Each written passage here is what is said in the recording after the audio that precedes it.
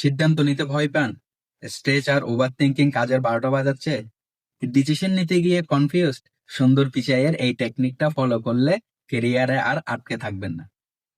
আমাদের অনেকেরই একটা কমন সমস্যা হলো, কোনো একটা ডিসিশন নেওয়ার আগে আমরা এত বেশি চিন্তা করি যে শেষমেশ কোনো কাজই আর করা হয় না।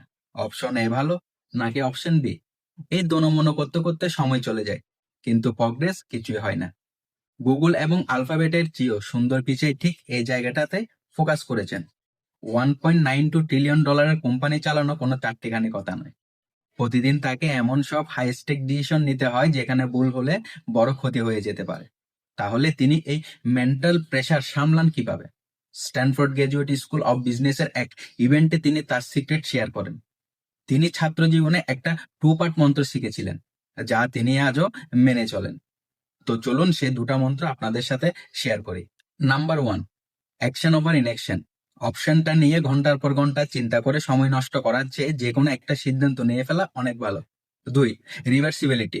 মনে রাখবেন, বেশিরভাগ সিদ্ধান্ত পার্মানেন্ট না। আপনি যদি ভুল সিদ্ধান্ত নেন, সেটা থেকে শিক্ষা নেওয়া যায় এবং পরে সেটা ফিক্স করা যায়।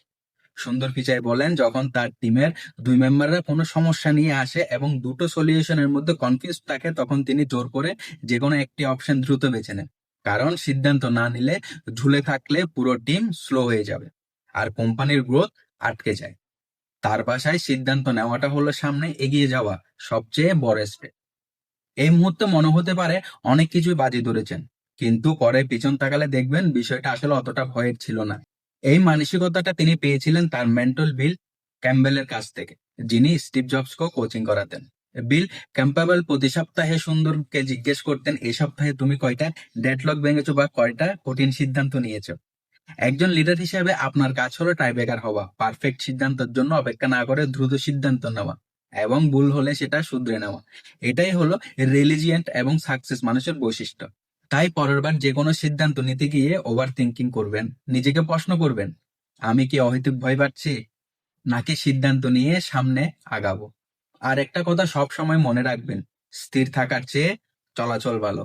কারণ আপনি স্থির না থেকে যদি ঠিক সময় চলাচল করেন, আপনার মস্তিষ্ক অনেক বেশি কার্যকর হয় এবং আপনার মস্তিষ্ক অনেক বেশি কর্মক্ষমতা সম্পন্ন হয়।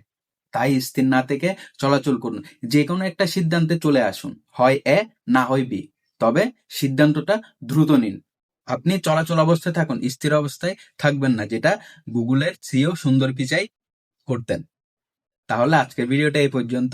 এই ভিডিওটা তোমাদের কেমন লেগেছে? যদি ভালো লেগে থাকে একটা লাইক, একটা কমেন্ট করে যাবে। আর এই চ্যানেলে নতুন হয়ে থাকে, চ্যানেলটাকে একটি সাবস্ক্রাইব করে যেও।